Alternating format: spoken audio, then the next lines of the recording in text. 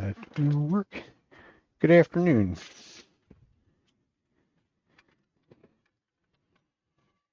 We are working on some rough turning today.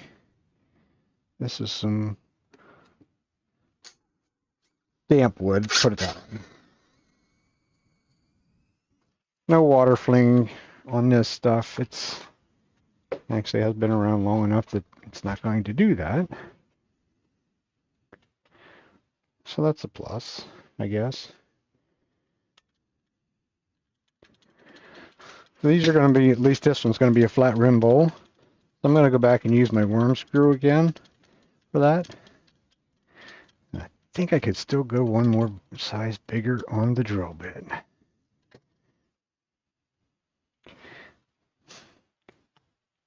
So that'll make it, once again, it'll make it hard to get it back off the worm screw.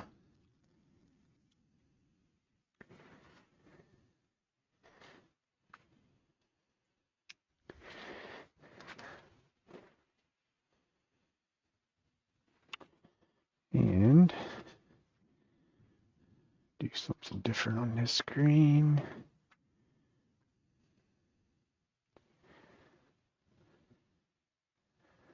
Don't really need the chat window. Here we go.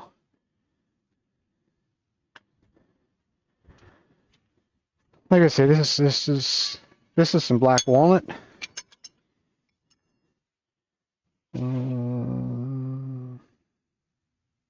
I don't think I'll need the bigger tool rest at the moment. Might eventually, but we shall see.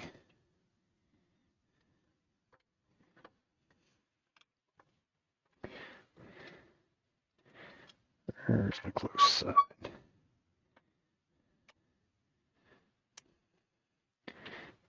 I don't really like the tailstock extended way out.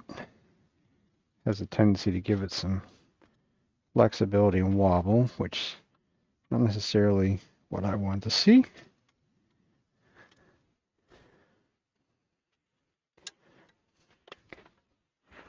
This is kind of where we got a whole bunch. We got 3 more of these to do. I already did 2. I got 3 more walnut and probably 6 or 8 cherry to do yet. Probably not going to get them all done today, of course, but we're going to get some. So we start out slow because we're going to be out of balance. Everything's tight. I'll just come out here and get rid of some of this corner. That's where the real big out of balance is at.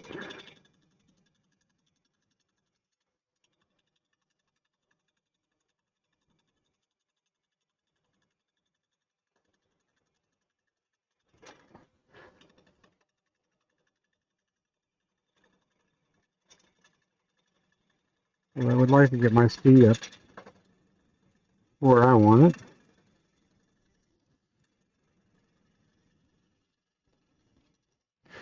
Makes it a little bit more efficient on cutting. So if we got to turn it, 600 RPMs, it just takes a lot longer. And I would like to get as many done as I can today. So we'll still work on it. I'm sure we probably still can't get. I was able to pick up some. So continue to get rid of this corner.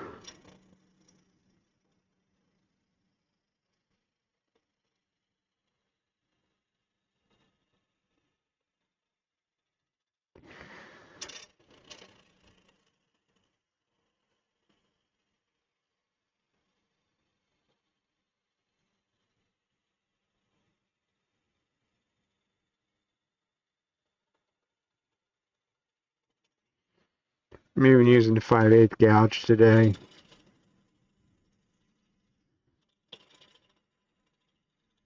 Less time spent moving the tool rest.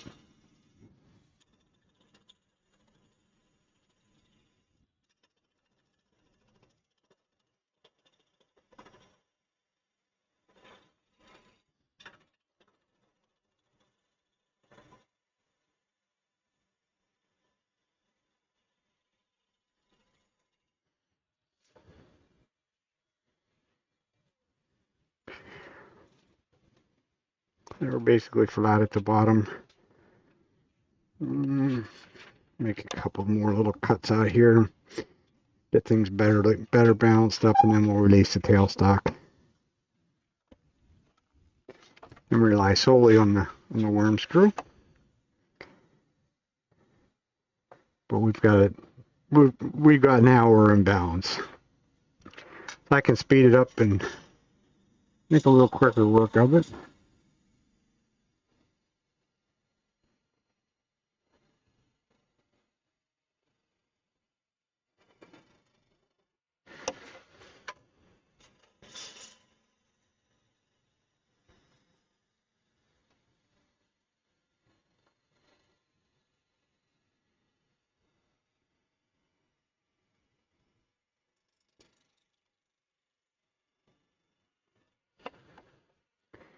And I can see the ghost image out here to where I could see whether it was or was not round. Still just a little place, a little bark to remove there. But we'll get rid of the tailstock and then we'll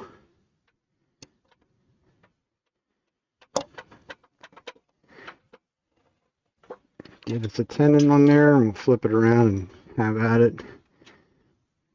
Really, to be productive, I could probably just take and do all three of them at this stage and then move things around.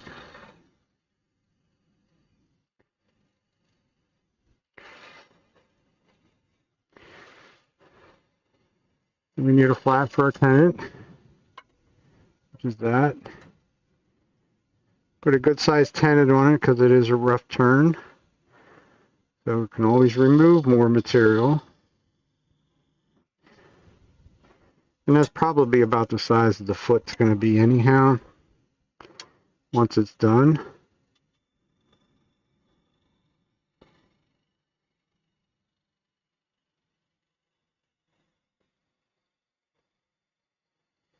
So probably just this one last cut will take care of the outside.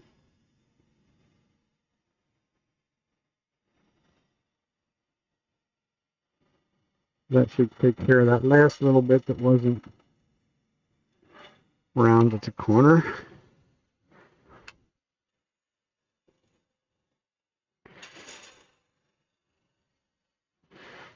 And then make a little bit of a tenon area. Keeping our curve the way it should be.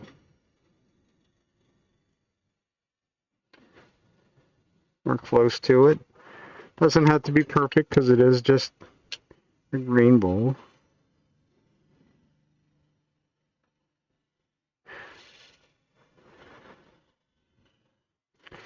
Our tenon's got to be dovetailed.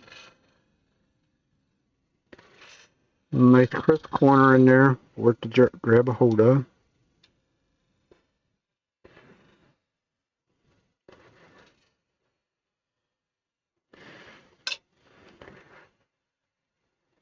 Could also mark a center. May be helpful later.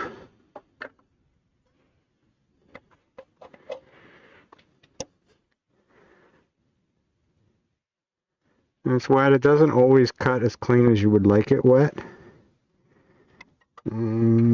It's really has some grain stood up there.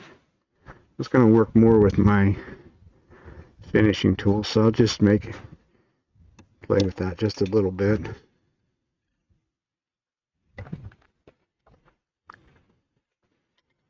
Just in this, pretty much just in this little bottom area.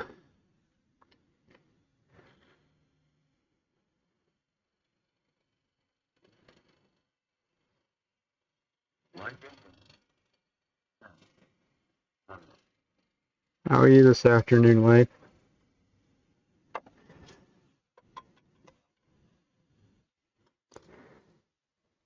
Didn't take it all out, but that's okay. I'm not going to play around with it. Like I say, I got quite a bit of these to do. Like I say, they do not have to be perfect. Although I could, or even should, come back up here and clean up a little bit of this top so I don't slice my fingers getting this thing off.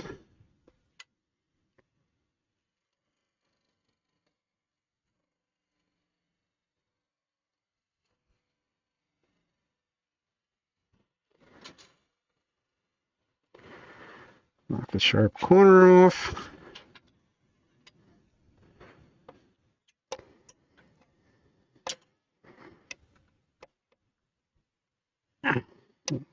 Wasn't too bad. You can get it completely round on the edge. Not unusual.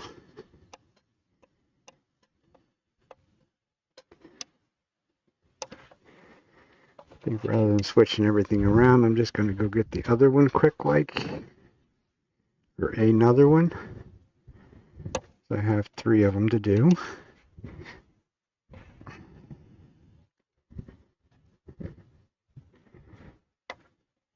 Just do the outside of all 3 of them and be done with it. And then move things around.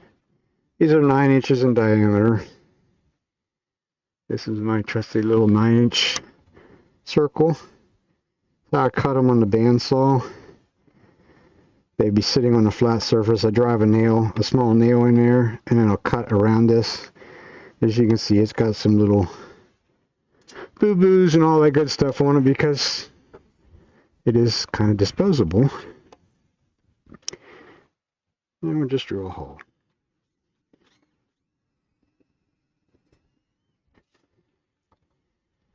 Just deep enough for the worm screw. Don't need it to be super deep. Dig it out of the road a little bit. Nice and slow. It'll self-feed on there. And let it go before it hits the chuck jaws. I don't let it rip it out of my hand because that's a quick way of getting hurt. As you can see, there's plastic on it. These were cut actually a couple weeks ago. And I immediately put the plastic on. The downfall of that is this white area right here. There's some there, some there. They will start to grow. They will grow mold rather quickly, depending on how wet they are.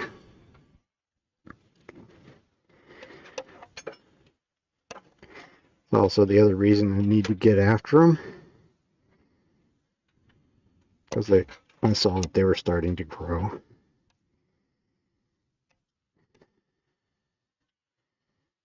And they can actually be kind of stinky too. You know, mold's not a very pleasant smelling kind of a stuff.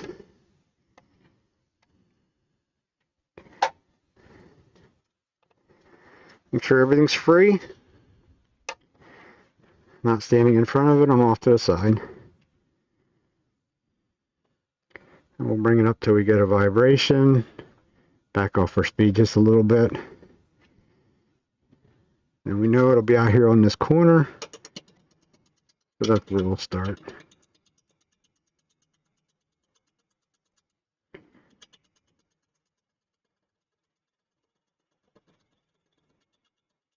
And we'll get rid of some of that.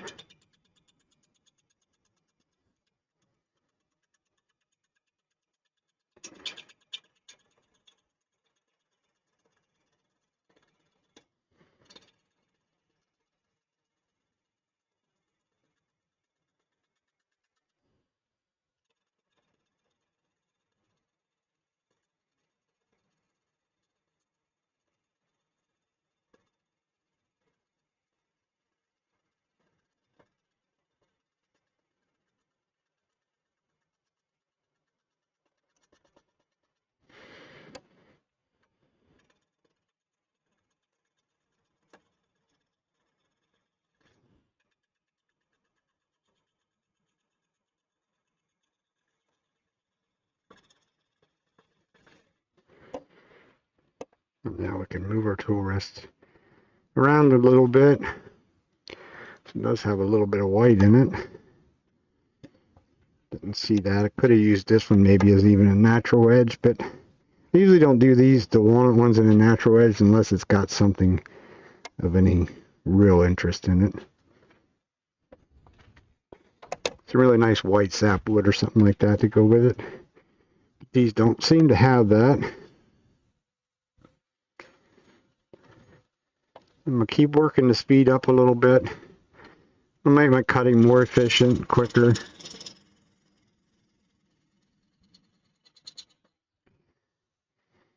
And it is on the high-speed belt. You got to remember that, because if I get too aggressive with it, it can actually slow it down or stop it like it just did there.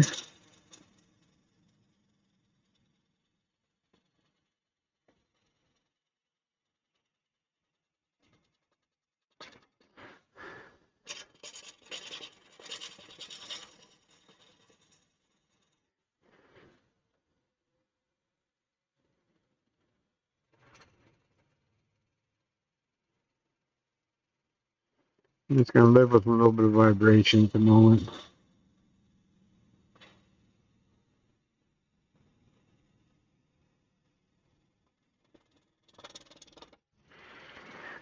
That's certainly not for everybody.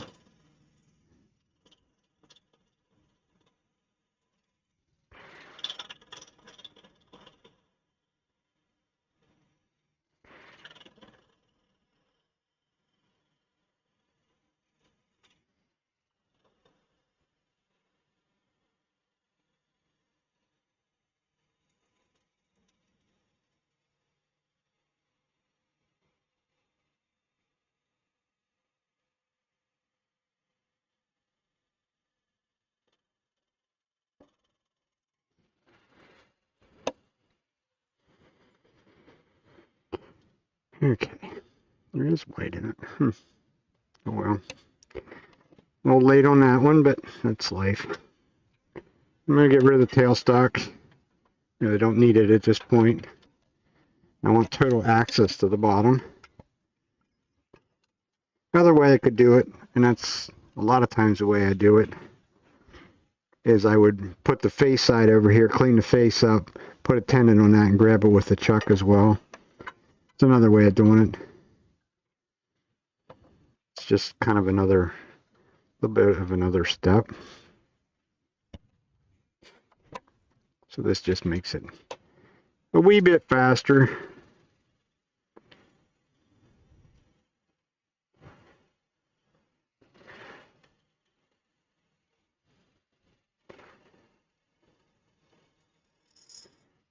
So we're flat. I think we are.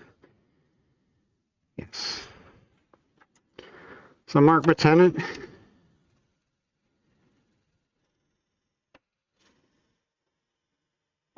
So I know where my curve is going to start from and finish at.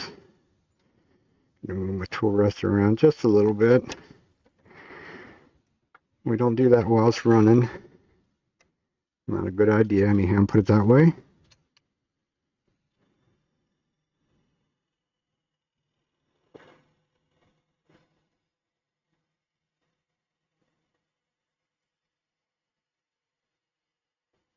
And now we'll work on making a curve,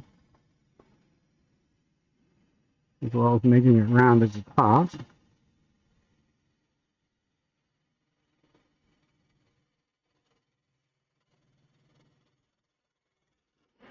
Still not quite round at the top, but that's okay. Gouge is also starting to get dull. Let me switch to a different one.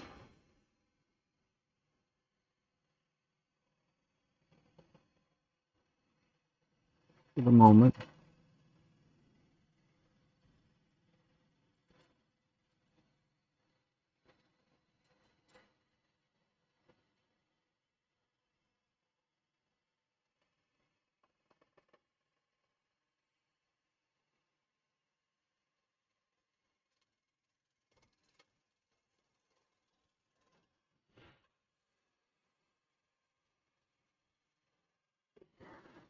So it sounds like it's round. Just about. Close enough, for sure. We have a little white streak going across the bottom. Give it a little interest, I guess.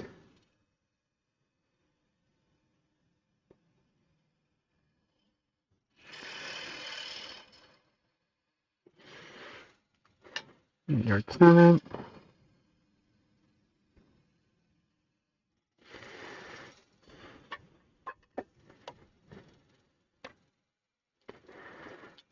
spindle gouge for the tenant. I'll cut it cleaner.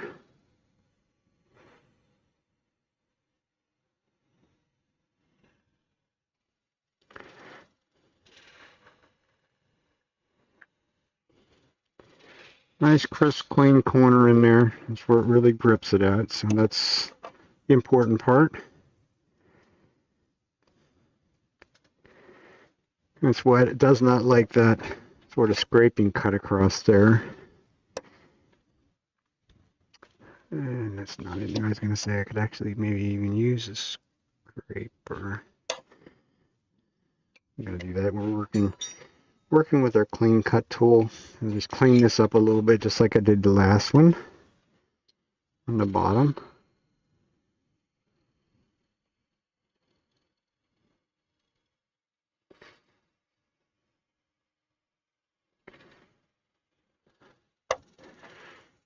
As you can see, it's very fine shavings that come off of that, because it is very much a slicing cut. Because with this being up, straight up and down, sort of, it's cutting on the right hand side of the gouge. So it's literally slicing the wood off of there, and cleaned up most of that in one pass. Pick another little pass. Not a bulk removing kind of tool. It's strictly a finishing tool.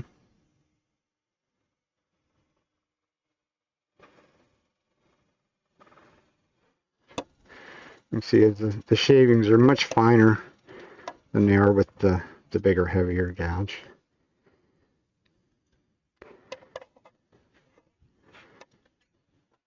And it's lighter in weight and all that good stuff. Just like the last one, we'll go up here and clean up this a little bit. With the rim,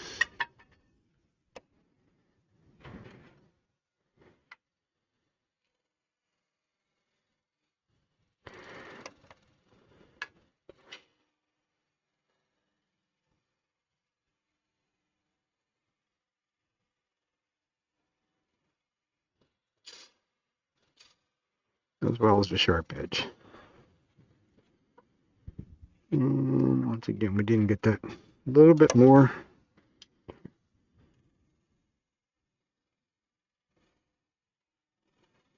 Just using the bottom wing.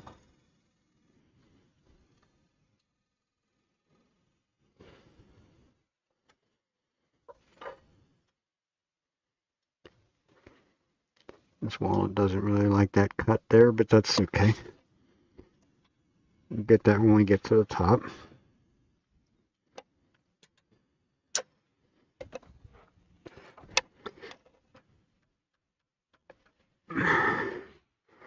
As you see, it takes a lot of force to get that to break loose of the screw. That's a one-way screw. It's a thick woodworm screw, which is sort of why I liked it. A little heavier. A lot of people do some really big stuff on the worm screws.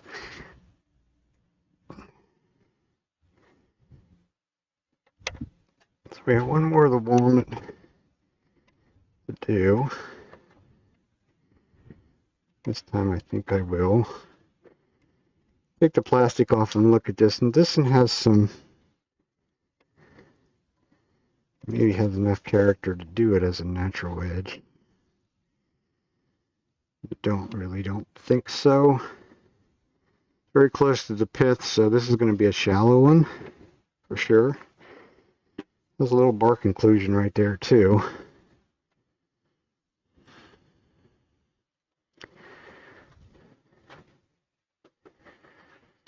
We need our little guide. This is just kind of a cheater's way of going back. I mean, you could measure it and do all kind of weird stuff, but I'm not really that fussy with that. If it's going to be what it is.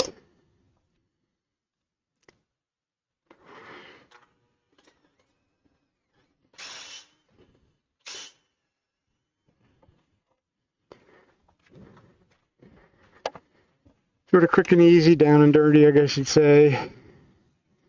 Feed down low. I'm grabbing it by the outside edges of the piece.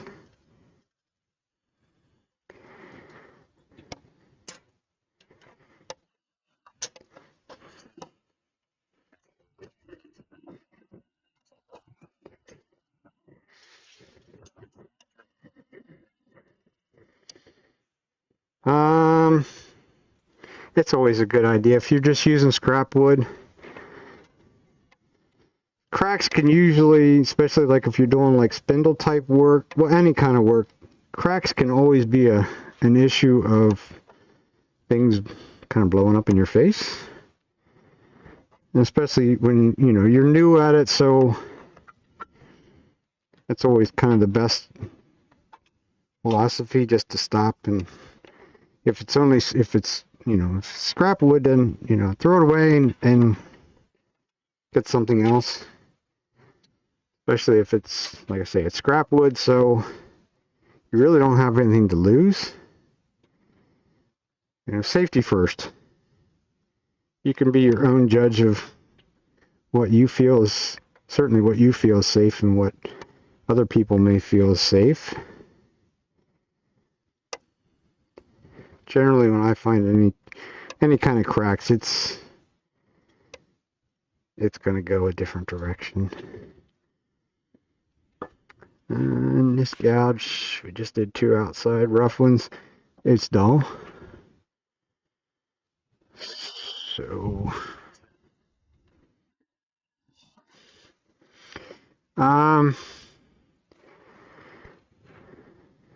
depends on how big the knot is, I guess. Knots can be cut, for sure.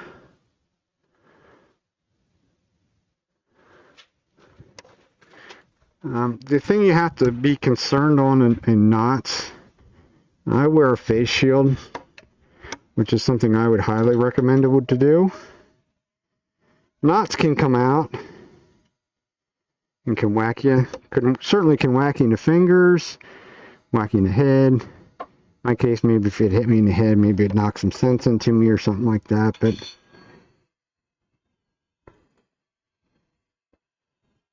knots are sort of another thing that can actually make a piece of wood explode on you.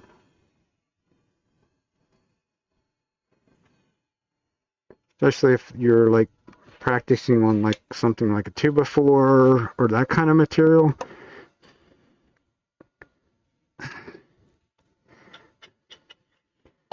That could cause it to, you know, break apart, fly, and, you know, and if you're, like I say, if you're practicing spindle work, chances are you are directly in front of it.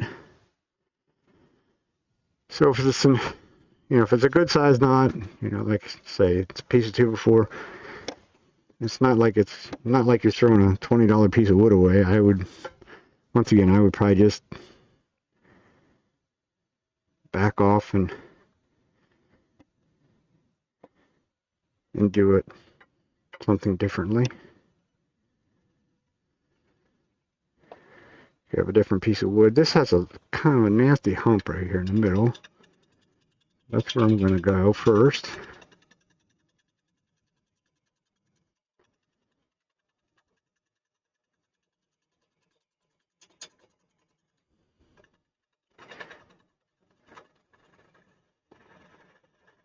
Like this piece here, I said on the top side, there's a bit of a bark inclusion. At least that's what it looks like. Those can be dangerous. Some of them you can't even see, which is the ones that are really, sort of come back and bite you, or can bite you. It's been a while since I've had one do anything really weird, but I have had them do that. I had one, it's been, like I say, it's been quite a while. It was a small English walnut bowl, and it didn't look like a bark inclusion, because that's always a little too close. Always the real issue. It just had and it went with the growth ring. Just had a dark line, and that's really all it looked was a dark line. And of course it was on both sides that the dark line was there, and I really didn't necessarily pay it too much of a mind. It was a natural edge piece. It was going to be a natural edge piece. Wonders of working with walnut. I have black fingers. But I did the outside, shaped the whole entire outside. And I'm like, oh, that's interesting, a black streak running through it. Didn't think anything of it. Flipped it around, started on the inside. As soon as I got to the black streak that was going around, I found out what the black streak was. It was actually like a little bark inclusion. And of course, the majority of the time, I'm not, spindle work, you're standing directly in front of it. And this kind of work, I'm sort of off to the side. And it let go. And the top half of the bowl, which, like I said, it was only maybe 6 or 7 inches in diameter, the top half went flying back and hit my shower curtains.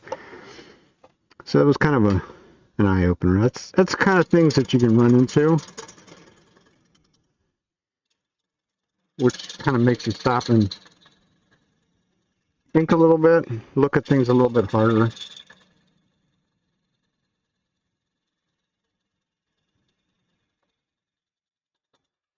I see lots of people on social media posting pictures of some stuff that really looks kind of neat when it's done. But I have a tendency to look at some of that stuff as the more in the line of what could happen. They're doing some stuff with great big voids in them, stuff like that. That stuff can fly apart quickly.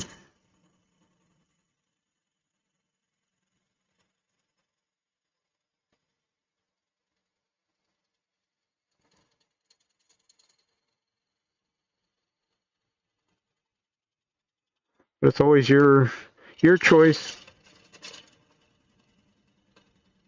What you feel is safe.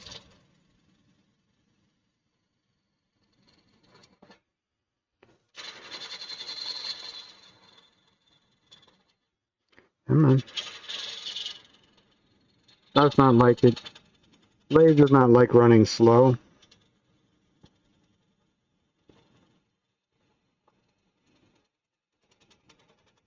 If I was to switch belts, I couldn't slow it down. But then it'll only turn it at about 1200 RPMs. And we were just talking about bark inclusion. There's some right there. So we'll see where that goes to. But it's kind of a danger thing in some ways. So we'll definitely keep that in mind. Keep stopping and looking at it.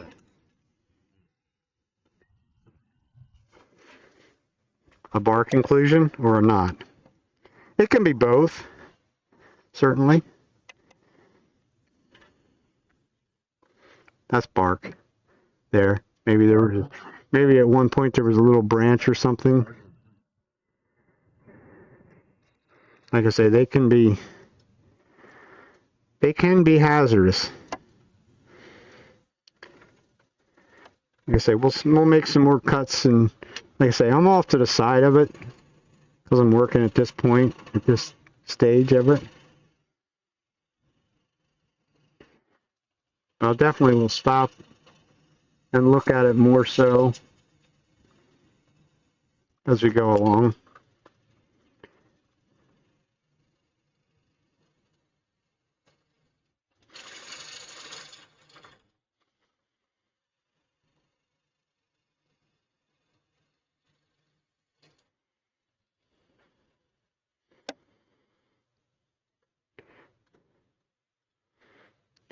Once we start curving up, just wanted to get the bottom flattened out so I know where my curve is going to go to.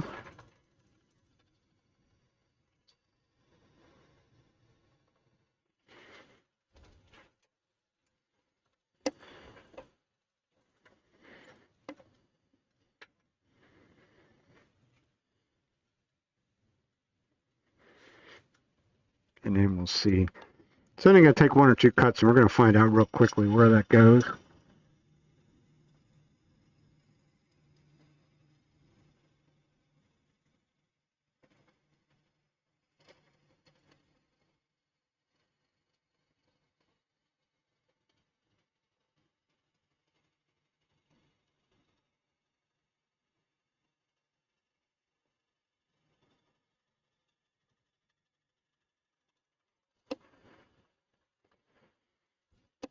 See if it got bigger or smaller. Yeah, it's getting bigger. So now we have the wondering part of where does it go to? Does it go the whole way in through it? Good possibility that it does. So we'll just, like I say, we're just going to keep on, we'll keep going, but we're going to keep an eye on it, a close eye on it, really.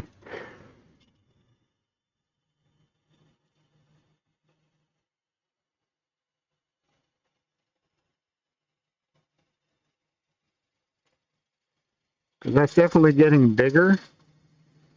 That means there's more of it.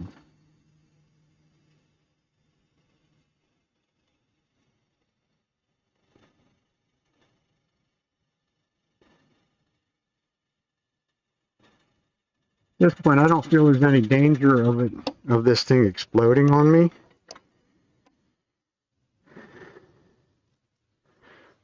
There's some nice figure around it. It would be nice if it would stay where it belongs. We're almost round, so that's kind of a plus. Make our tenon. And we're just going to have to keep in mind we are going to run into that at some point on the inside too.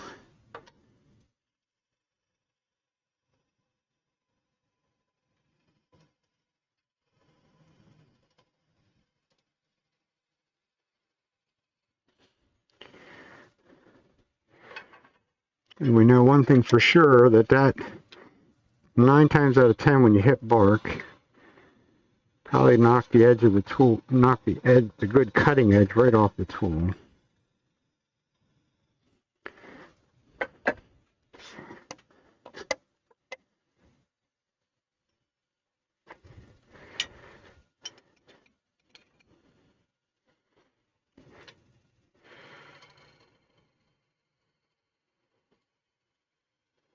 Just going to clean up in this area.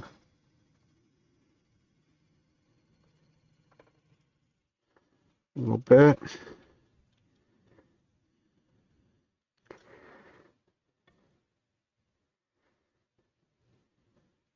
It's definitely something that, I mean, if it falls out on you, no, we're not close to being round right there yet either.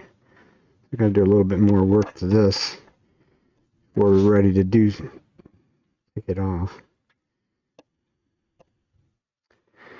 That's a piece if it, you know, if that's the case and it would fall off. If we run into it, we'll leave this about an inch thick. If we run into it on the inside, of course that means it goes the whole way through, which will make it sort of a pain. But if it's just on this side, what I'll do with it, just leave it alone, throw this in the bag, let it dry, because chances are when this dries, it's going to shrink more than the wood around it. So this piece will probably fall out.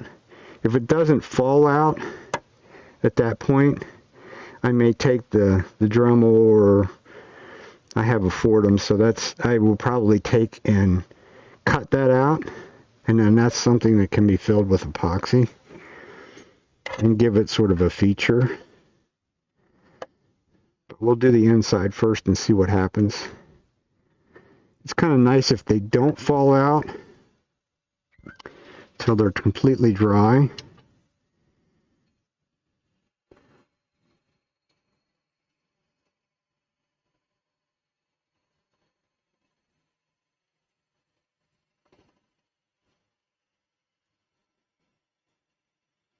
So that we could do something with it as far as filling it back in.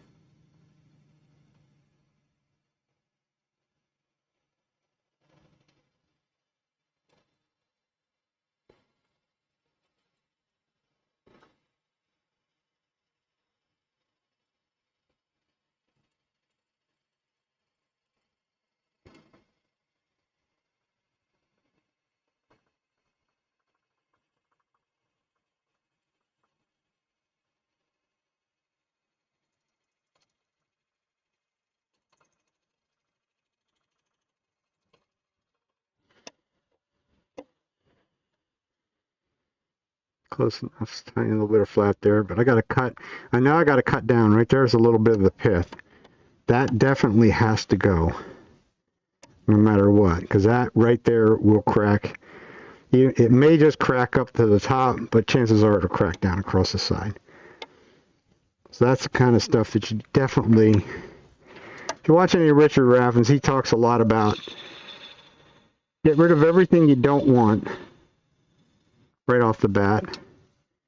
And of course, that's any of the remains of the pith or anything like that is something you definitely do not want.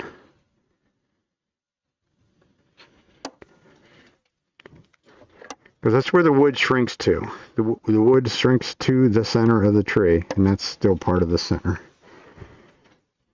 We kind of missed when we cut with a chainsaw, but that's neither here nor there. And this rim is definitely not very straight.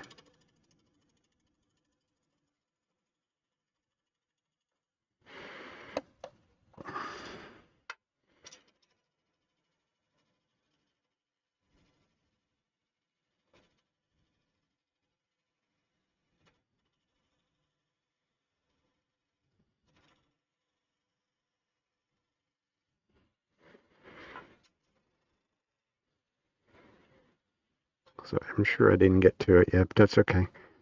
We'll deal with that from the other side. Did left a nice ridge that's actually right below it, so that's fine.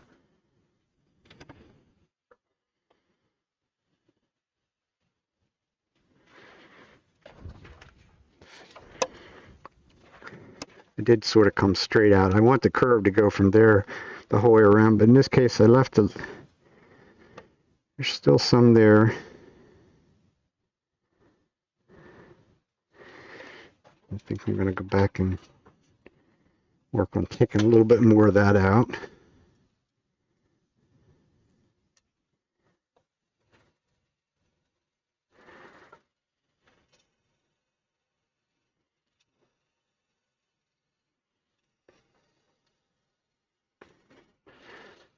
I try and make the shape sort of what I'm going to want it to be eventually.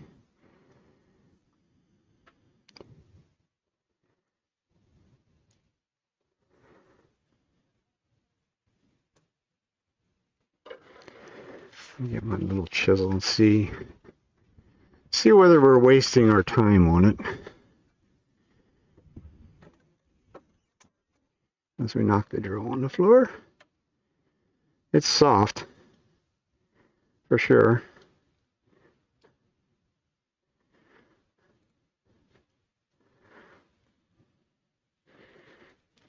At least some of it is.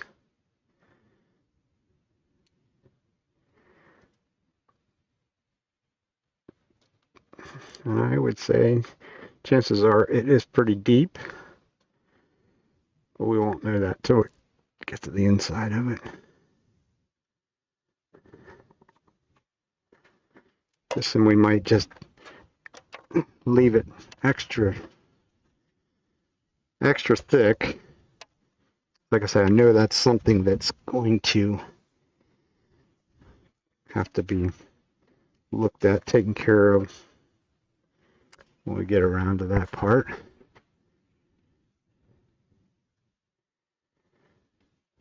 Even though we sort of have some torn, got the tool, might as well clean that up a little bit.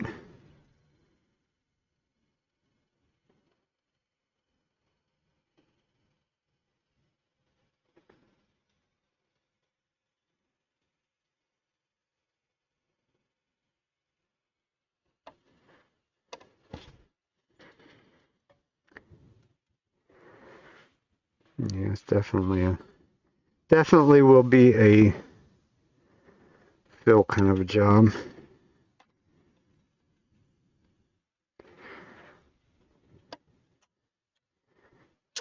I would assume. I just hope it doesn't go too crazy, because there is another one on the top.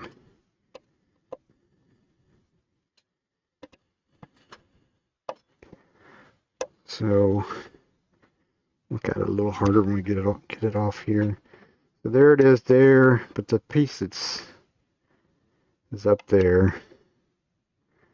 I can't imagine that goes up to there. We certainly will find out in a hurry, though. Yeah, that was the last one, I think. That was number 3. That's what was left in the walnut. I'm going to have to clean up some shavings here very directly. Make sure I got them all. Yep.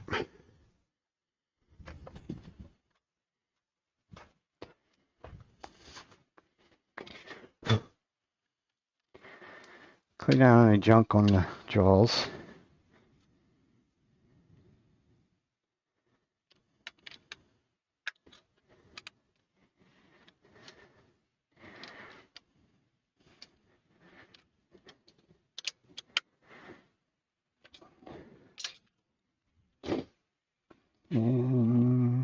And I will need a little bit longer tool rest to get to the center.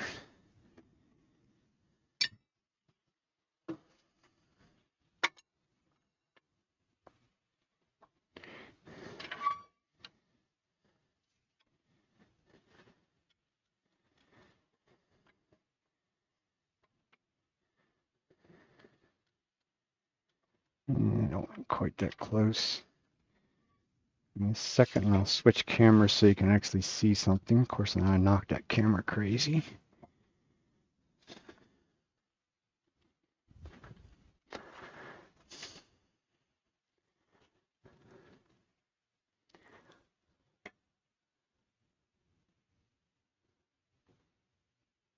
So we'll go to there. Tilt that to there. That looks good. And then we'll give you the overhead as well as the side view. Need a little slurp of water.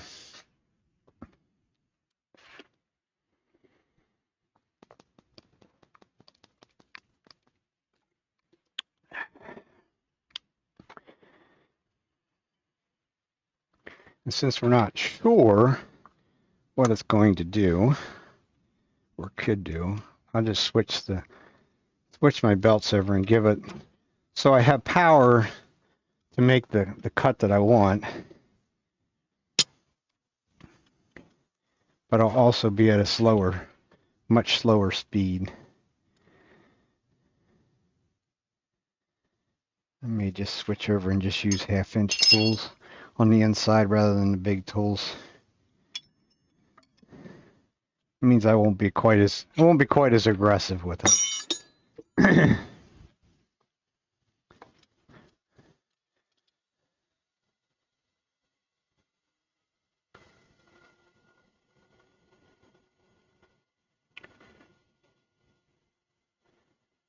So I went until I got vibration, and I slowed it back down. And that's right, we're using smaller tools that could start out a little closer than what I was.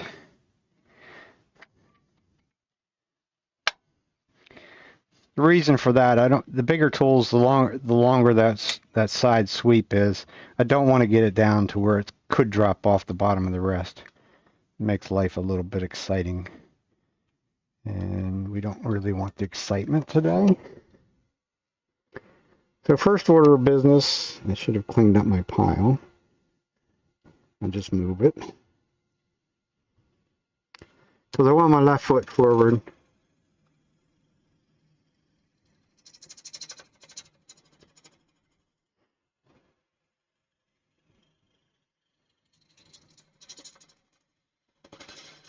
I'm going to get rid of make it flat.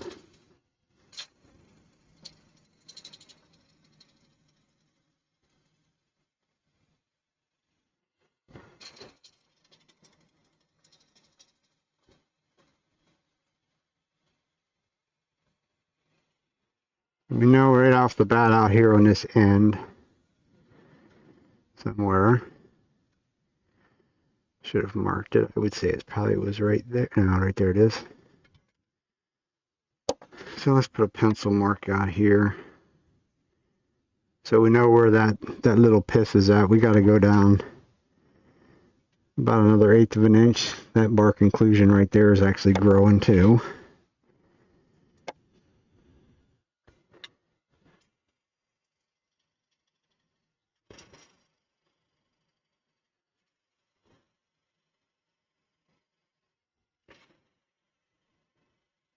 You never know what you're going to run into, what you're going to find.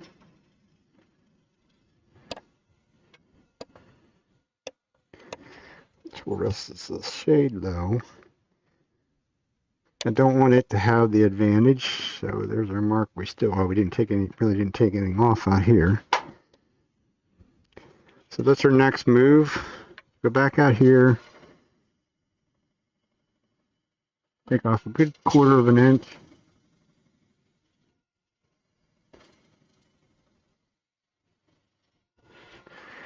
I'll stop and check, see whether we got it. Should have gotten it, yes. Actually, right there it is, a little bit on the inside of that rim. So we will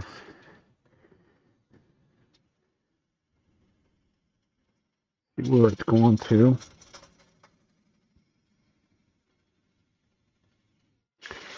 Take a little more off. You got to get rid of the things that we don't want or can't have in there. There's a line. This sucker might be a little bit of a, maybe it was a little branch that went in there. There's our bark inclusion. So we're just, like I say, we're just going to keep getting rid of things that we definitely don't want.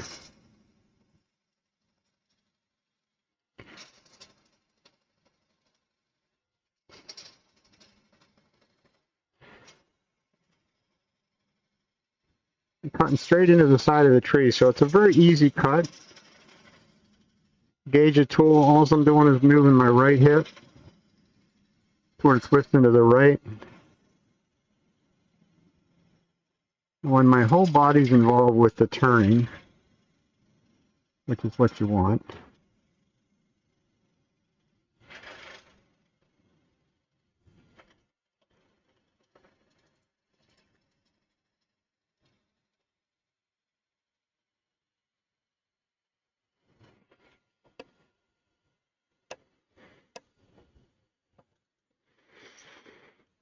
it does have some definitely has some wild grain in it. I think we'll just leave that one alone for the moment. Knock our sharp corner off. I can clean up his face a little bit, so I can put a nice pencil mark on there.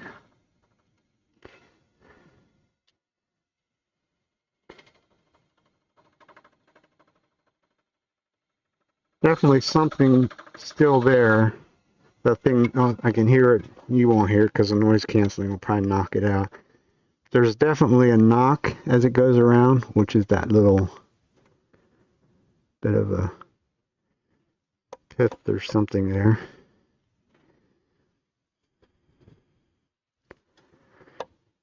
So, roller. So right there is our inch mark that I cleaned it up into. So that's as thick as we're gonna leave it that thick. At least that's the thought. If I leave it thicker, I mean it takes longer for it to dry. The thicker you leave it, as long as I'm consistent on my thickness, it'll dry evenly. And it'll also give me more flexibility.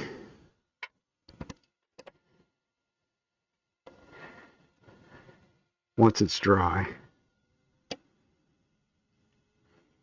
I wouldn't have had to, well, it's still, there's definitely something going on there, because at this point I should be able to run it at whatever speed I want, and there's still a vibration there, so there's still a lot of mixed grain or something going on in there.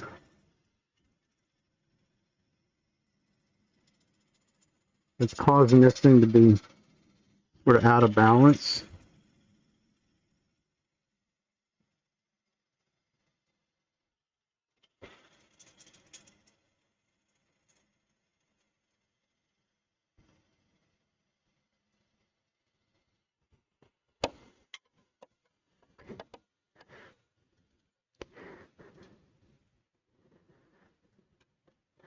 So there's the bark inclusion. It is going down in fairly deep.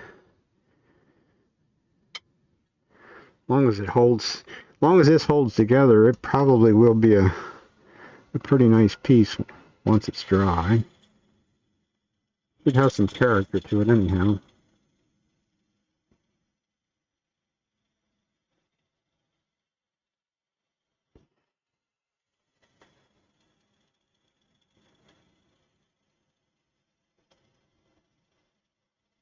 I can sort of hear it.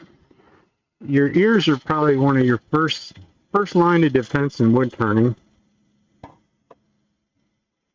I always sort of cringe when I see these, you know, the younger generation always has to have earbuds in their ears and things like that. Well, your hearing is your first line of defense on turning, because you'll hear the cracks and knots or anything that's out of whack. You hear it as you're going through it. In this case, I can still hear that bark inclusion. And here it sort of goes tick, tick, tick, tick, tick as I'm going through it.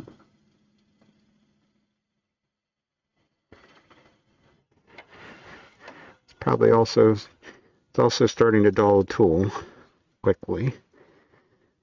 So where did it go? The bark inclusion seems to have disappeared. That was definitely a branch that went through because it came out the other side. So that's what I'm hearing, is that tiny little branch or whatever it was that went through there. Nothing, I certainly can't get below. But there's still a little bit of the bark inclusion there, but that's going to go away. The little branch hole is not going to go away because it goes in way into there. That should be all right, I think. It should dry without doing anything totally weird, because it's a hole. If I had something small enough, I could stick right through it, I think. Close the flute. It helps. That's why the tool wanted to stay back. But don't close the flute back to 90 degrees that it's just a point. It'll have a tendency to want to go backwards, which is what it did right there.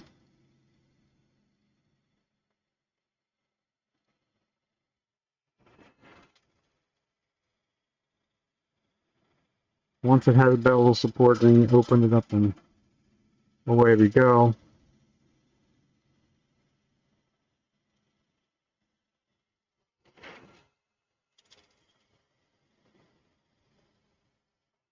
Now we're pretty close to our 1-inch mark.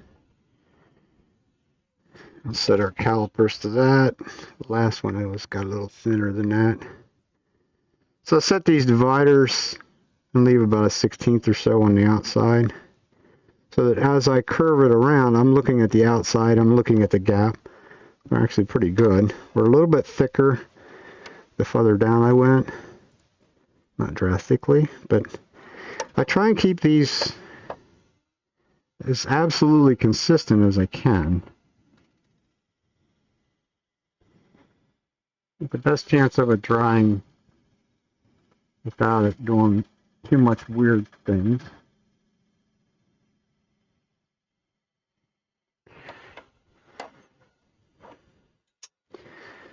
So I will stop and measure quite a bit. There we go. Now we're right on the money. Left a nice line across there, but that's neither here nor there. Oh, that knot hole didn't go as far as I thought it did. Now that I've cut back into it, it's just right here, here to here. So if it cracks, it'll be just this little bit here. So that's not going to worry about it. You can see walnut is probably one of the worst ones to do wet. See all the lovely strings? Because that's where it's hitting a little bit of end grain.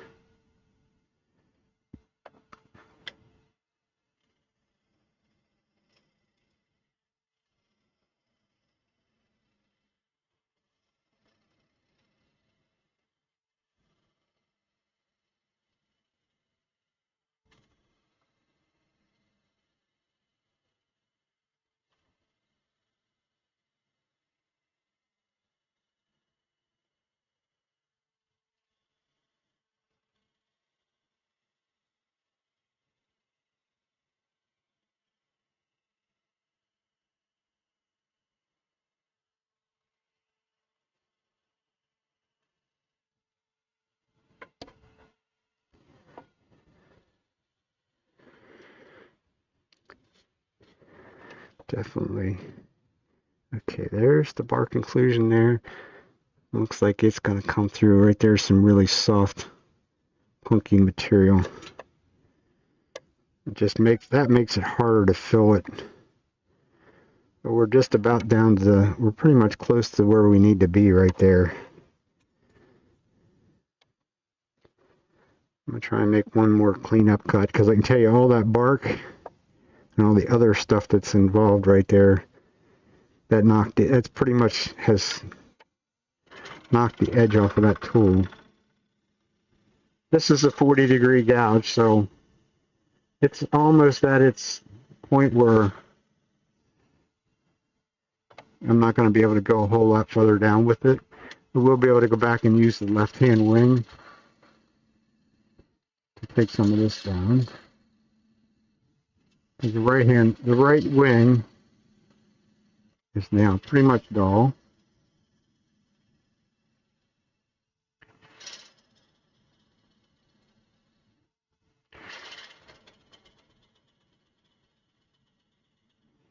It's sort of the downfall of the 40-degree gouge. It does not like to go around the corner into where it's going to go around, because from here on down, as we sweep around, we're going to run into end grain. As you can see what it does to end grain, it just fuzzes everything all up. Makes a mess. That's definitely where that bark inclusion comes through though, right there. Looks like some of it even right there. Get my tool rest angled in a little bit. It doesn't necessarily, makes you feel better. It doesn't really help you, unfortunately. Unless you're using different tools, then it may help you. Because the bottom line, when I'm out on the bevel out here, I still have, there's still going to be that much hanging over, and the further I go, the deeper it gets, because I need to stay on the bevel the whole cut.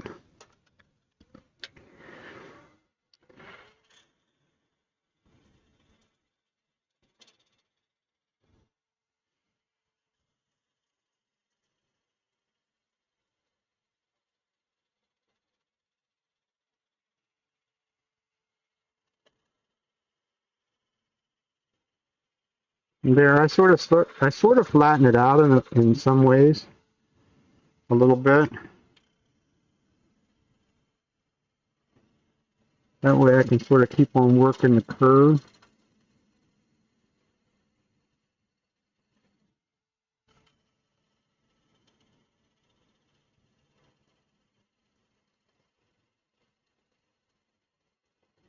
And we still leave the center point where it's at.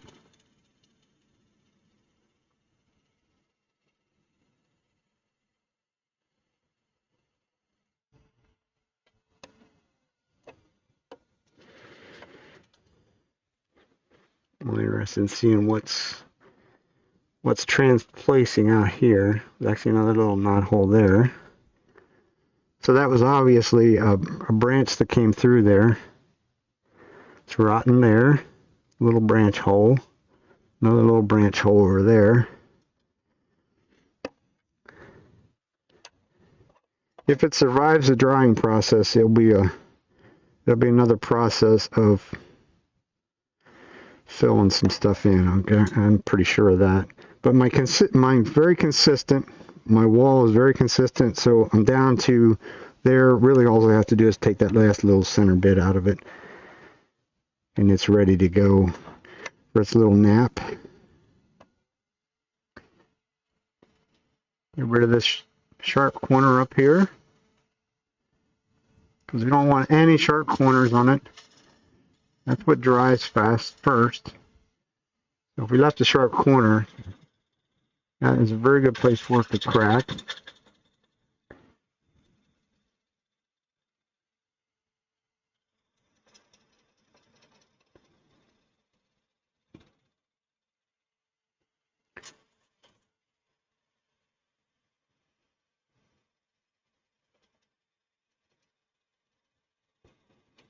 Definitely some weird grain in the bottom of it.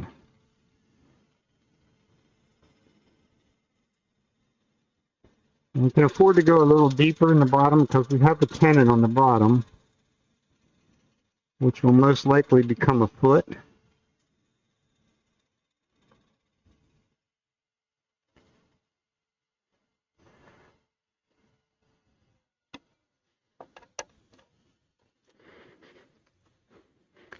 Didn't cut very cleanly across that stuff there either.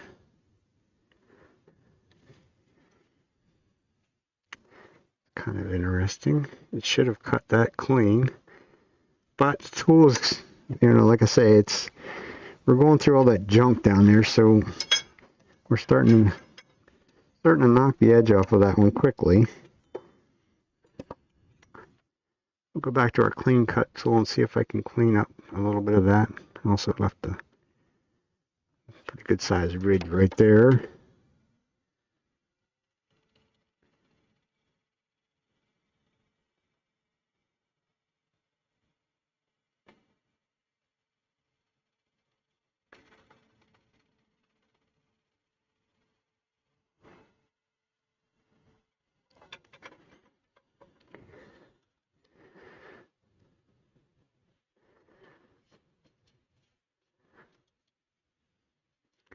Some woods just will not cooperate when they're wet.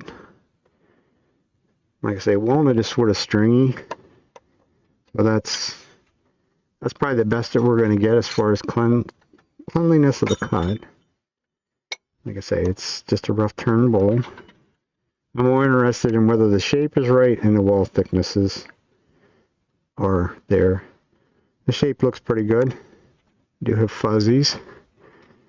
I'm going to sand them fuzzies off there a little bit. Once again, that's another place that the wood would dry quicker.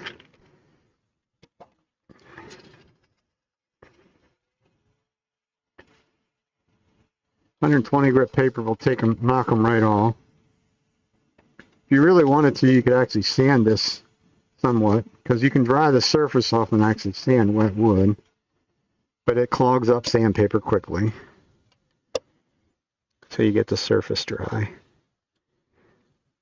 But it's got definitely has some character running through it. So that's kind of a interesting plus, I guess you'd say. But this will be, definitely once this dries, it's kind of pleasing that it did not come giant size through to the back or to the inside, because that will be an epoxy kind of a fill in.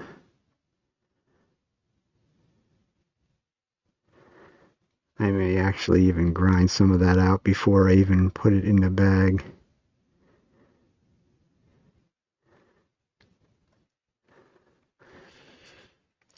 That is fairly good size. But that should probably be a waste of time, because that part there, since it's mainly bark and that will dry quicker than the wood itself.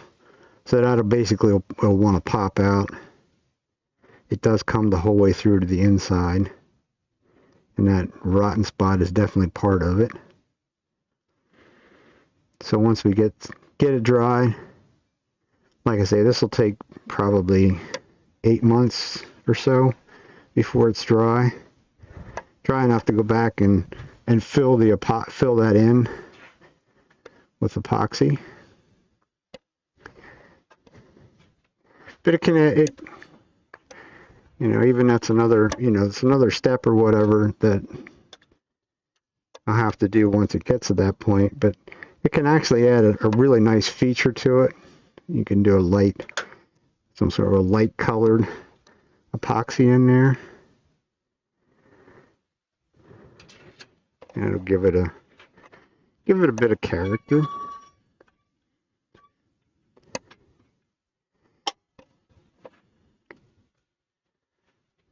So we switch, slow down.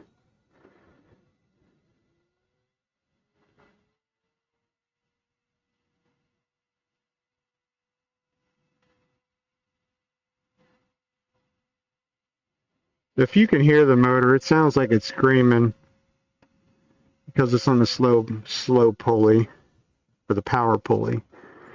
It's spinning about 1100 RPMs. if you're curious to those things.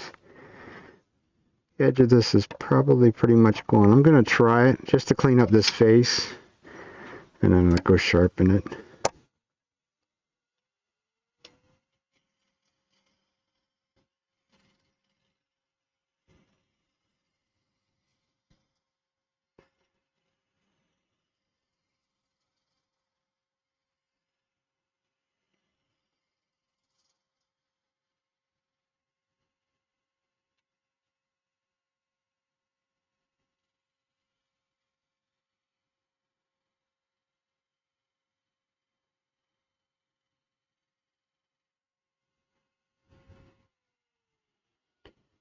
I don't think there was anything. You gotta go a little deeper. Right there's, this is the kind of stuff I'm looking for. The camera probably really won't necessarily pick that up very well. Right there's actually maybe a tiny bit of the pith or something left. There's a tiny little crack right there. Well, if I leave that there, that crack is going to do nothing but get bigger. This actually has some figure to it too. It's kind of nice. So I'm going to get rid of that.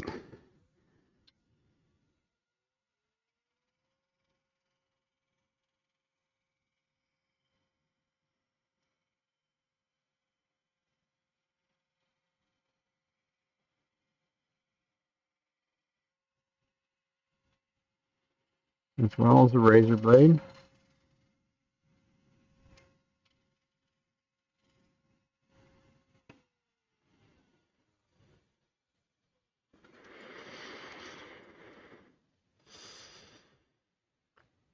Now it looks like we have a nice clean edge.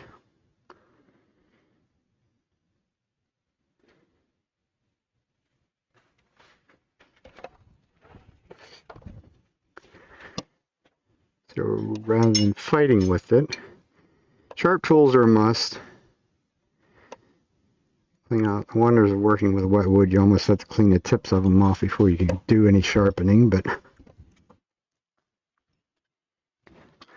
so go back over. See if I can read it that far away. Grinder.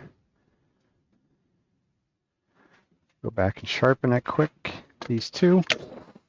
Hang on, keyboard. Don't drop on the floor.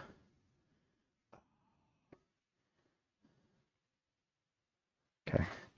Gonna say.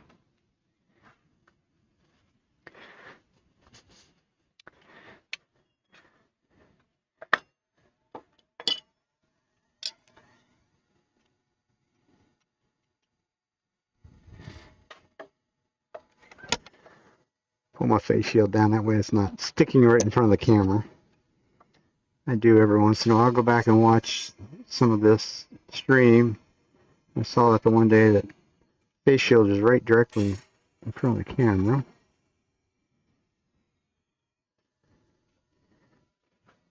Pretty much one pass or so on either side. Puts it back to a nice sharp edge.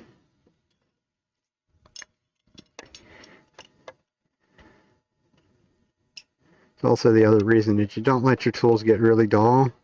If you let them go to the point where they're really dull, it just takes more time to sharpen them and get it back to a nice crisp clean edge.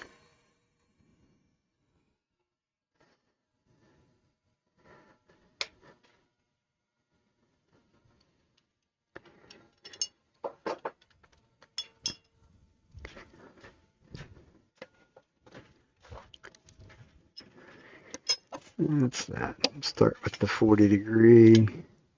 I think my tool rest could be up even a little bit higher than that. And you want to watch a grinder spinning to death. Want to see chips flying.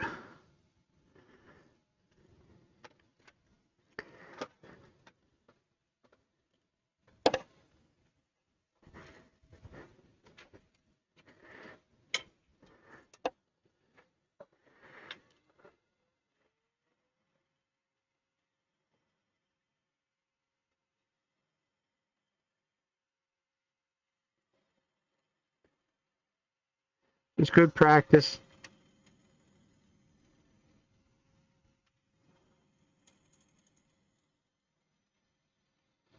We're digging a hole.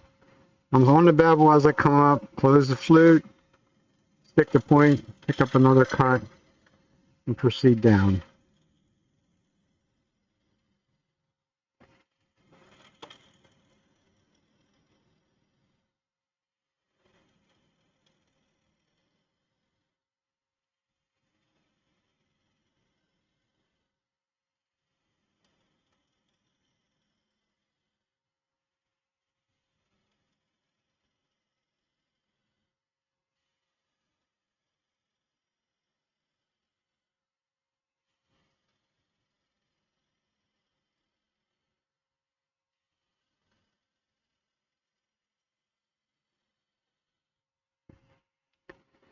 As you can see, the tool's nice and sharp, so it doesn't, I'm not working to do what I'm doing. I'm going at the pace that the tool wants to cut.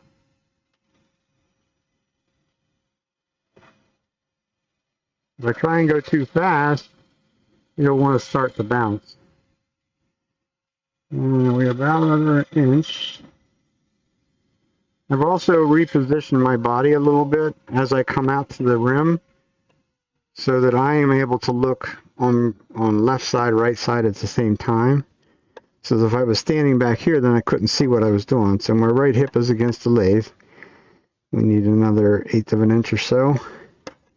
Get down to that thickness that the other one was so that we can measure. So I said another 1/8, a little more than an 1/8.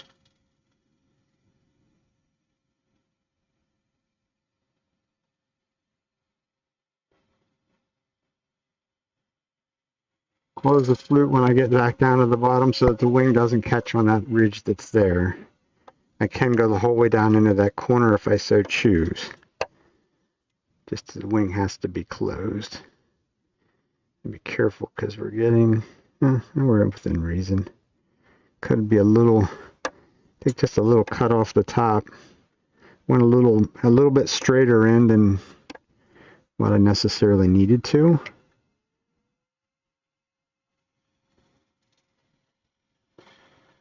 So we'll just sort of blend those two areas together. Does help when the shavings don't go over the top of the gouge. I'm not really looking down at necessarily what the tool's doing anyhow. I'm really looking, well, this tool rest is kind of blocking my view today. I'm either looking over here on the right or I'm looking down here. I'm not really looking exactly what the tool is doing. This one looks like it has a little character to it. Sharp corner, get rid of. Get rid of some more of the middle.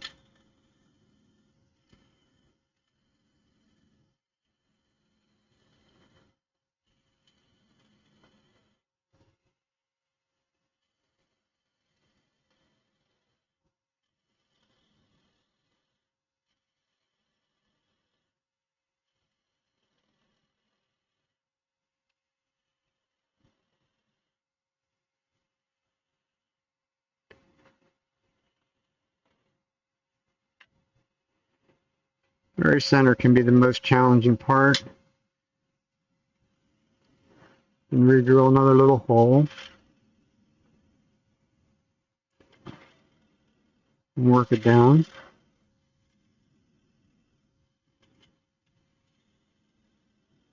When I have the steps, all I have to do is slide back up on the bevel, it drops over that, and I'm right back to cutting.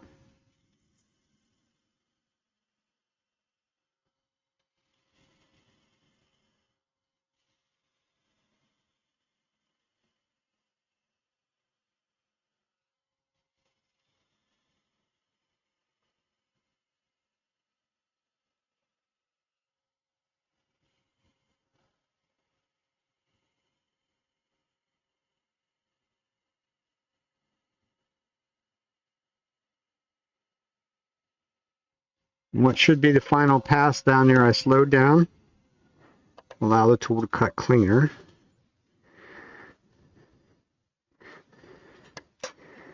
feels pretty consistent, but fingers can lie when it comes to doing it like this. I've actually made the bottom, I went down a little bit too far, because now the bottom is probably a 1/16 of an inch thinner than what it is up here at the top.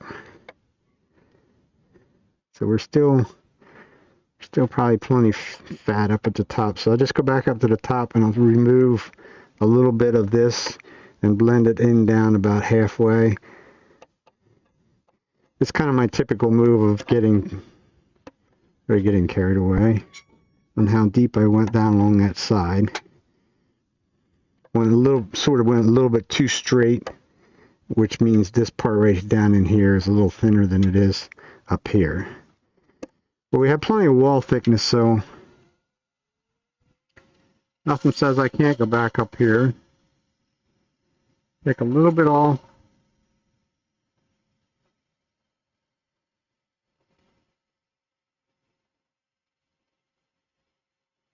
Down to basically nothing off down there.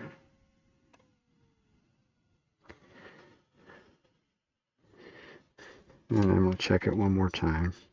Should be good. It's still probably, my guess would be about 7/8. Yeah. A bowl of that size, that should be more than enough wall thickness. Still a little thinner down there than what I would really care for it to be. I'm just going to leave it alone.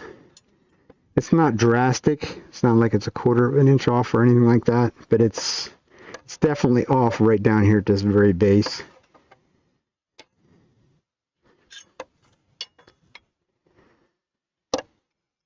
But that's also the area that there's the least amount of movement in the wood the further down you go.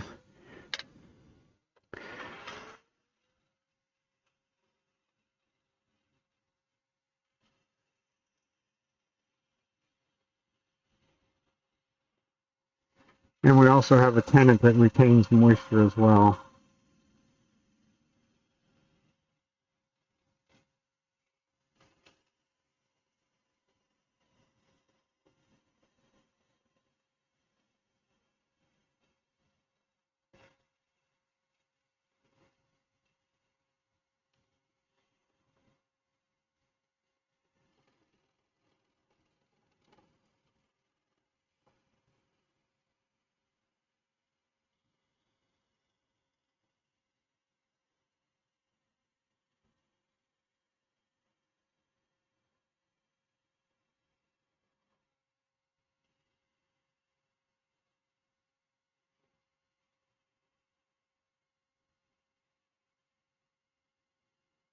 You know, I want to cut through the center, not break the center off. I'd rather leave a little whizzer or a little nipple sticking up there than anything else. Not too bad, there's a ridge right there.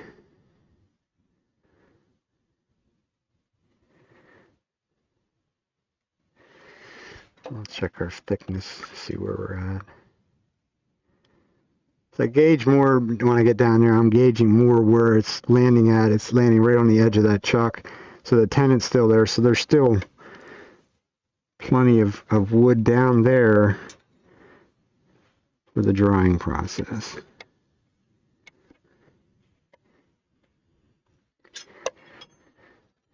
We could try and make it a cleaner cut down through there.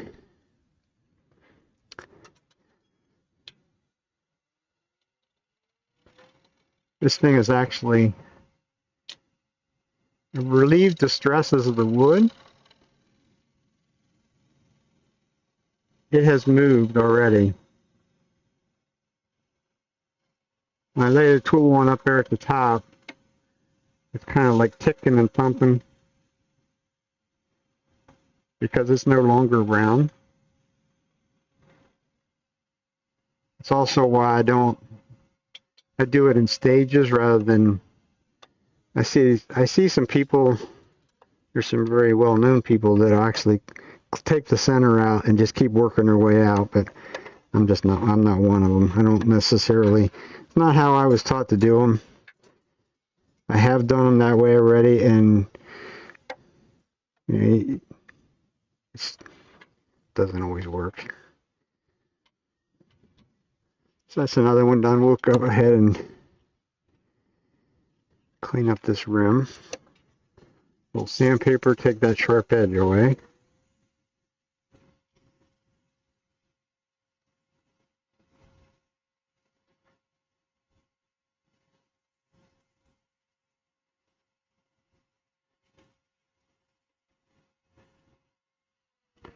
So that is definitely the first place it will crack.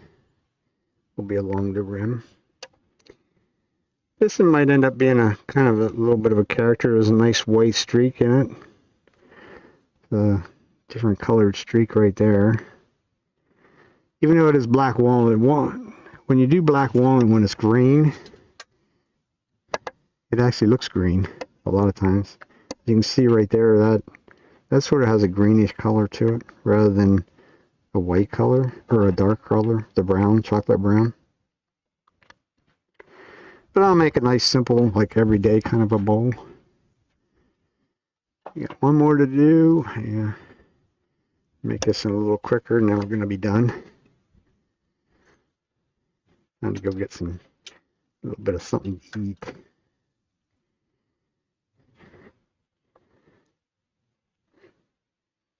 There's my end grain. There's my end grain right there. I put it in with the end grain facing up with the jaws of the chuck. Gives me the best, sort of the best grip possible.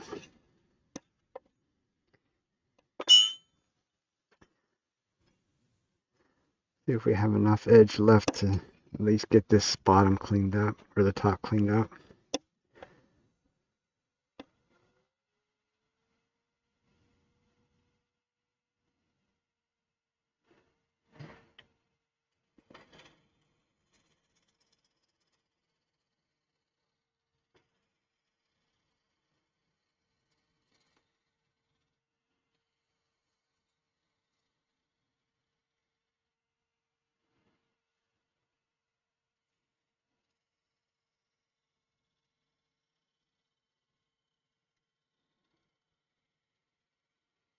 This still had some chainsaw marks up here.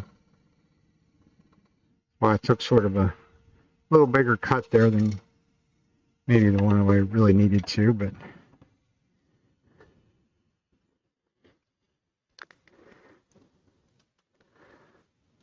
we're going to inspect. Make sure we don't have anything that's going to cause us an issue.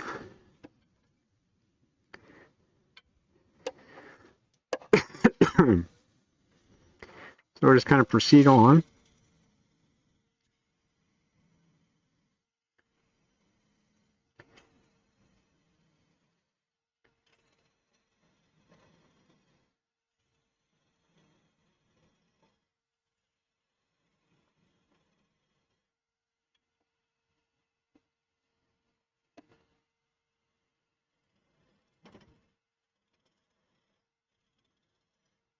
Kind of the other thing I don't particularly care for on the worm screws, and we have a hole here in the middle. See some people, well, actually, Richard Raffin loves to drill a hole in the middle, and I'm like, I kind of hate the hole in the middle, but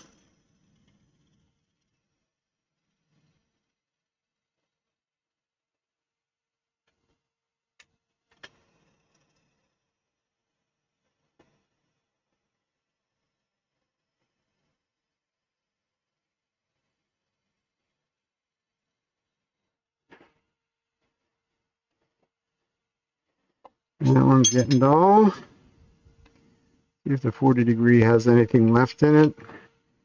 Not, we're going to go back and sharpen them both again. Nope.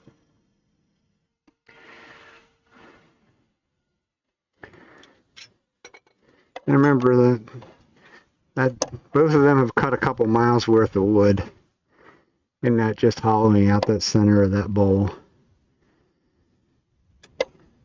So these are good quality tools. I mean, it's still, I'll say sharp forever.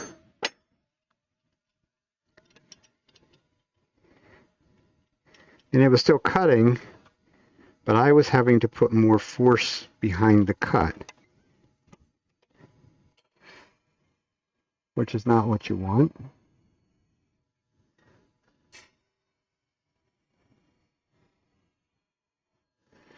It only takes you a matter of a minute to come over here, sharpen them both up, and make your job easier, quicker, safer.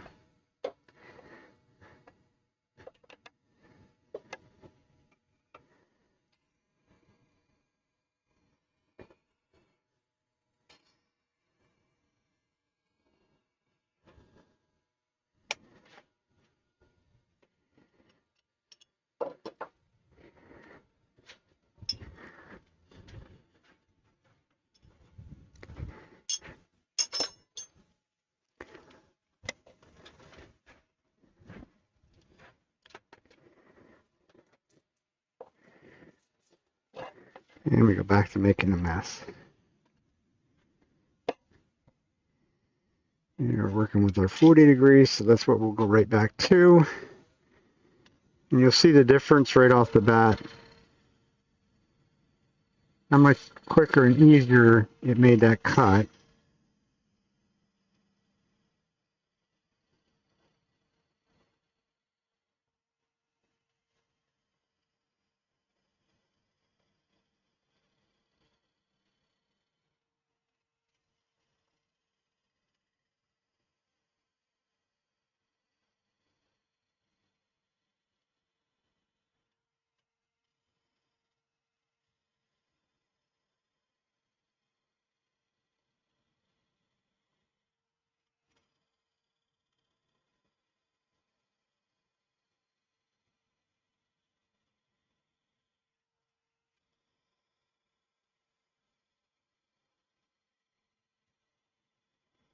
Once again, when we get out here, we're starting to not to do that.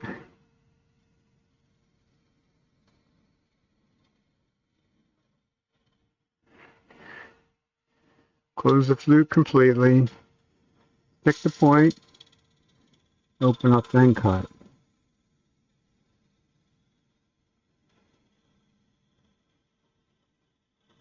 And we'll see, I don't think we're quite down far enough. No, we got another 3/16 to go. Always a good thing to stop and check. Could have put a line or something on there, would have made it easier too.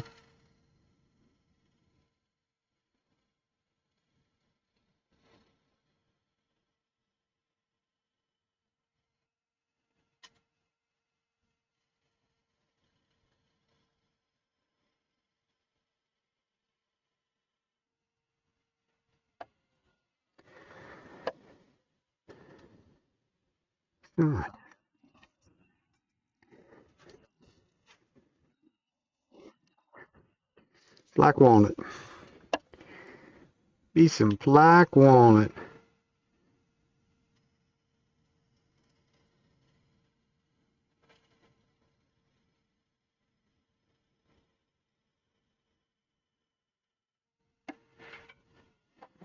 That's right. I did reset that, so that's all right. Now we're there. And we're consistent, so we're in good shape. Some good old Pennsylvania black walnut.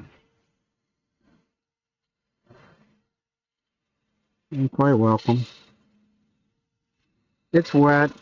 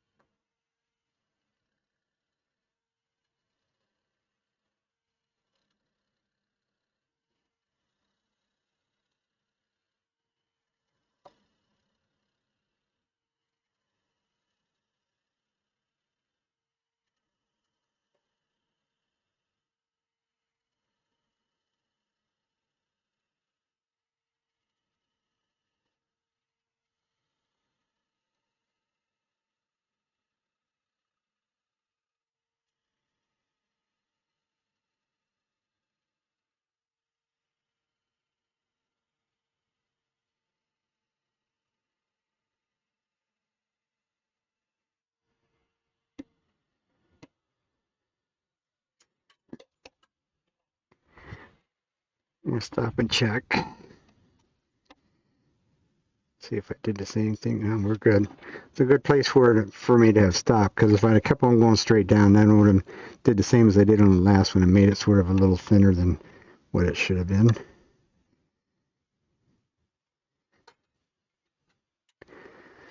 Like everything else, you do enough of them, you have a tendency to get it figured out sooner or later.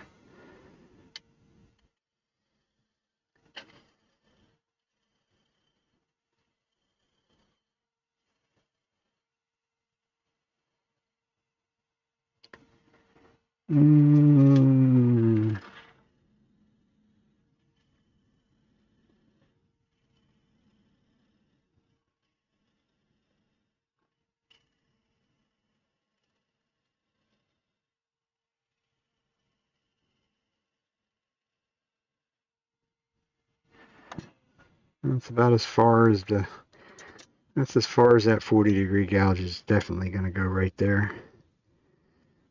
We're doing just like we did the last one. The bottom, I leave the bottom actually a little bit thinner than the rest because there is still a tenon down there. Once again, I sort of went a little bit further down there than what I probably should have. We'll go back to the normal swept back gouge. Get rid of some of the center point.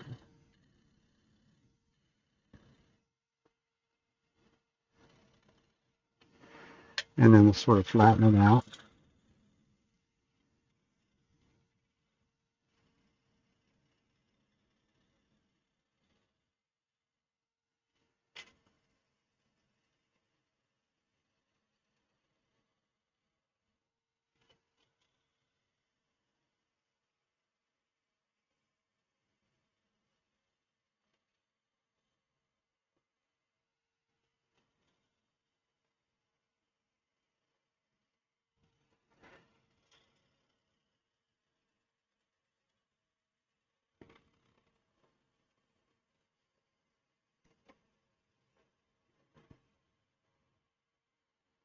Getting a little too rambunctious here. That's why the tool bounced. And I wasn't totally on the bevel. And bring my handle around far enough.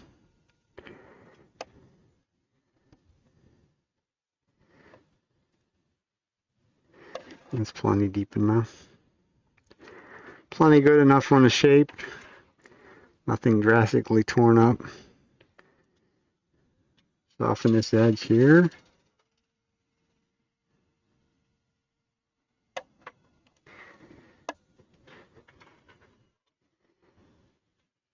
And we'll give that edge a little bit of a sand. Just to get rid of the fuzzies on there.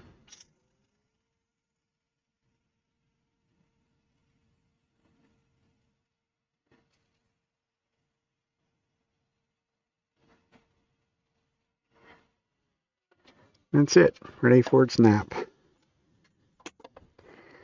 Knock that down any more times, I'm gonna have to throw it away. Wouldn't be the first time that thing ended up in a bag of chips.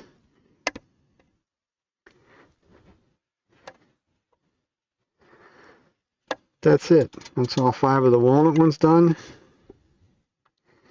Tomorrow's another day. For me, that's going to be it because I got to go get a little bite to eat, and then I'll come back down and clean up the mess. Kind of the other downfall, when you're working with wet wood, you can't leave things go. You get everything off of the bed.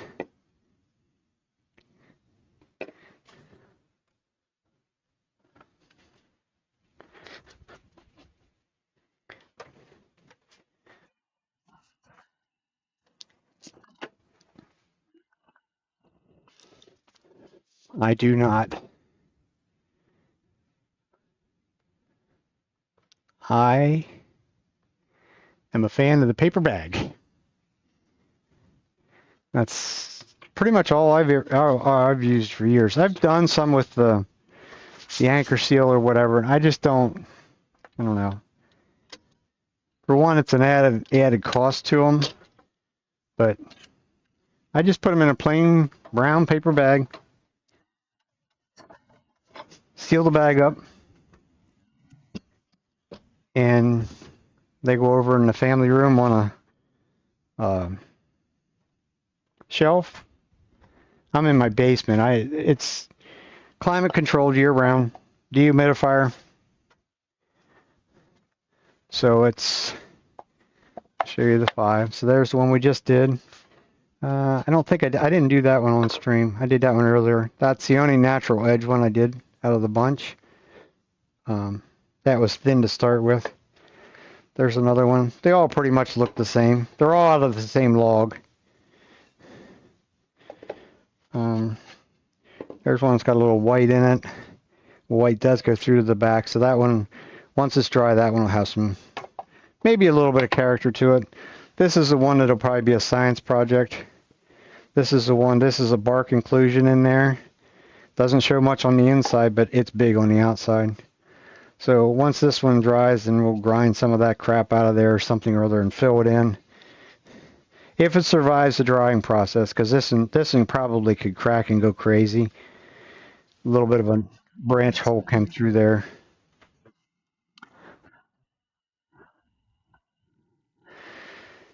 Well, these walnut don't. The walnut actually will get lighter in color.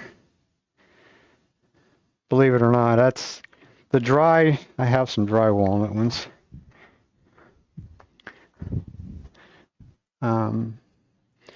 That's really sort of what I should have been working on was these, but these have a ton of sapwood in. The guy that gave me these logs, actually there's some of it that's totally white. I mean, it gives you more of the chocolate brown color, but as you can see, this thing is a lot of sapwood. I mean, there's going to be some dark in the bottom, but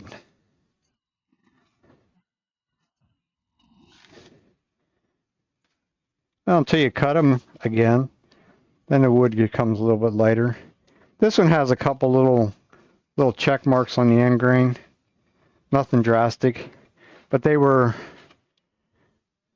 these here were turned back in June of last year, so they're not even a year old. They were in their paper bag, and a lot of times if I start to go through, these were actually over here in my shop on a shelf. So I wanted the shelf, so I got them out to see what they look like. And I just left them out. They're sitting over here on the table. So they're out in the open air now. So that's some of the extra little cracks in them are because now they're out in the open air. But yeah, that's pretty much it. That's what I do with them. I'll label the tenant, what it is, when it was turned. These are big enough, they'll go in individual, brown paper bags. I don't think I have any paper bags. Maybe I do.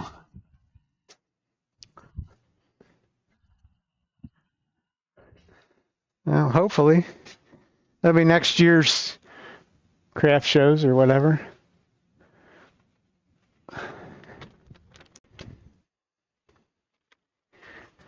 have quite a collection of brown paper bags from the grocery store. My wife likes to use the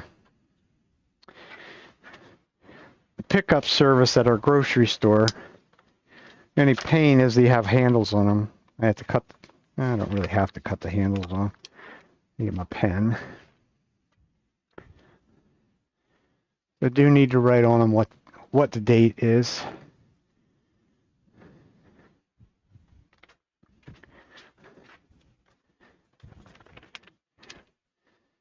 Well, easier to walk around with about not a pile of chips at your feet. So today is 2/23, 24.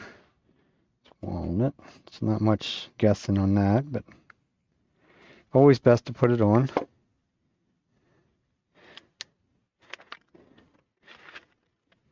And probably should widen out a little bit so you can see a little bit more. Simple brown paper bag. That's all I do with them. Put them in. Knock everything else on the floor.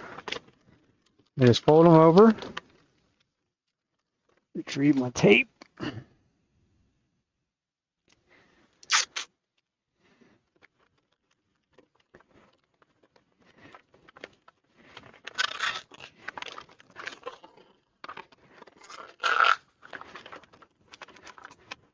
tape them shut.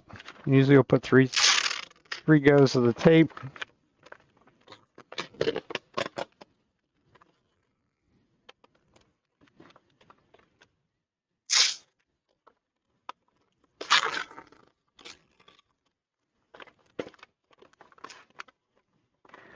And that's pretty much it.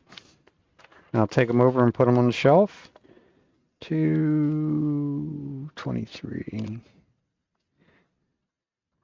Right on the tape, what they are. And I'll go in that paper bag, and I will literally stack them one on top of the other on the shelf. I've never found that hurt them any. But the paper bag just allows them to dry consistently. They don't really get any air to them, so they don't dry out too quickly. And that's pretty much how I've done it for years. I mean, you're going to lose some, like the one with the bark inclusion in it. That's one that one there would be a candidate to, lose one here and there, but it works for me, and it's cheap. That's the part I like better than anything. I mean, it's just paper bags, and I reuse them. Eventually I rip them or whatever, but I pretty much, once I take them out, I just fold the bags back up, and the next bowl will go in there. And if you go and check them, they can be quite wet. The bag itself can actually get fairly wet. I really don't have any issues with the molding, which is another plus. For whatever reason, there's enough moisture allowed to leave that they don't grow mold. Every once in a while I'll get one that'll start to get a little moldy or whatever, but for the most part they really don't do anything. That's another one of those situations of what works for you, keep doing it.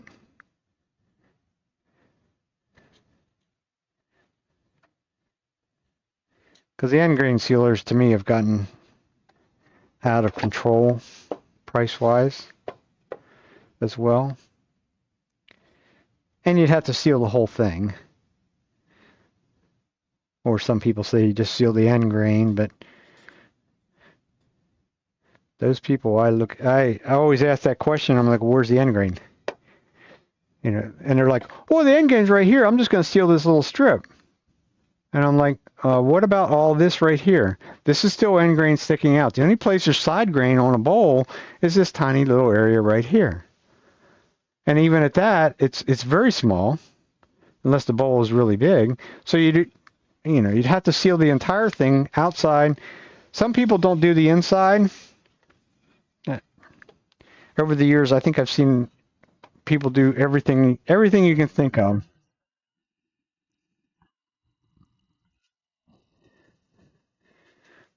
Because now Mike Mahoney has released a whole bunch of his stuff that used to be on DVDs. And that was one of the things he talked about. And I think he only does the one side and leaves the other side go. And then just stacks them up with little sticks or whatever underneath them. And, there again, it's what works for him. Not everything works for everybody. So I don't need to do this right at the moment. So I'm just going to call it a day. Get a little something to eat. Tomorrow's another day. I will be back tomorrow evening on stream.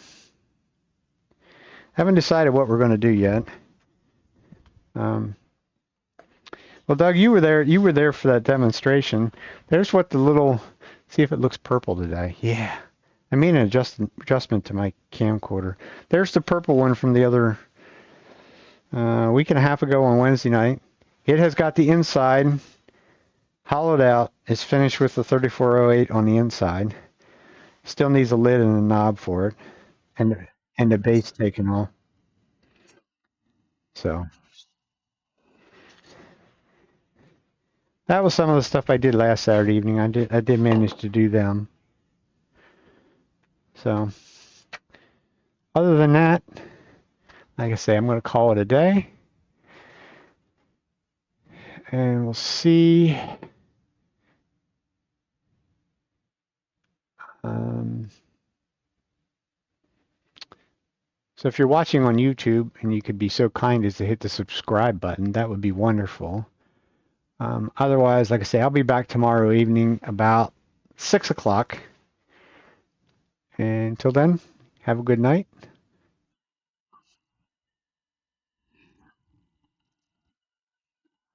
I will. Thank you. So in the YouTube, we will go over